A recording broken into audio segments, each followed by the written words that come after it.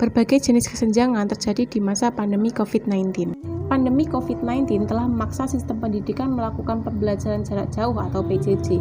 Peristiwa ini rentan bagi peserta didik di daerah terdepan, terluar, dan tertinggal atau 3T. Adanya wabah virus corona ini menghambat kegiatan belajar mengajar yang biasanya berlangsung secara tatap muka. Kendati begitu, pandemi mampu mengakselerasi pendidikan 4.0. Sistem pendidikan dilakukan jarak jauh dengan memanfaatkan teknologi, informasi, dan komunikasi. Dalam hal ini, ada beberapa potret pembelajaran jarak jauh di wilayah 3T, yaitu di Nusa Tenggara Timur di masa pandemi COVID-19.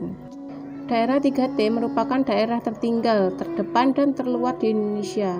Letak daerah yang berada jauh dari ibu kota provinsi menjadikan pertumbuhan ekonomi menjadi terhambat dikarenakan pembangunan infrastruktur yang belum rata.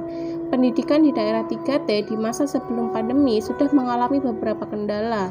Keadaan tersebut diperparah dengan sistem pembelajaran di masa pandemi ini. Berdasarkan catatan Kemendikbud, di Indonesia masih ada 31,8% daerah yang belum tersentuh jaringan internet dan 7,1% yang belum menikmati listrik. Daerah yang belum terkoneksi dengan internet tersebut diantaranya 16,6% ada di daerah 3T, sedangkan yang belum teraliri listrik ada sekitar 5,9%. Berdasarkan survei dalam jurnal ini, pembelajaran yang terjadi di NTT sebanyak 71% siswa menggunakan media belajar offline seperti buku dan juga lembar kerja siswa. Akses pembelajaran menggunakan media belajar online yang membutuhkan jaringan hanya bisa diakses sejumlah 4% siswa dan 25% diantaranya tidak mendapatkan materi pembelajaran. Pertanyaan yang kemudian muncul yaitu mengapa hal tersebut bisa terjadi. Survei menunjukkan ketimpangan pembelajaran jarak jauh yang terjadi selama pandemi sangat dirasakan di daerah tertinggal, terdepan, dan terluar, salah satunya di Nusa Tenggara Timur.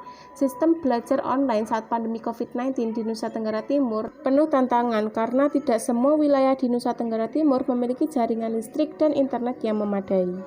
Solusi yang kemudian ditawarkan diantaranya adalah melaksanakan pembangunan aliran listrik di daerah 3T dan membuka gratis layanan aplikasi daring bekerjasama dengan provider internet dan aplikasi untuk membantu proses pembelajaran daring.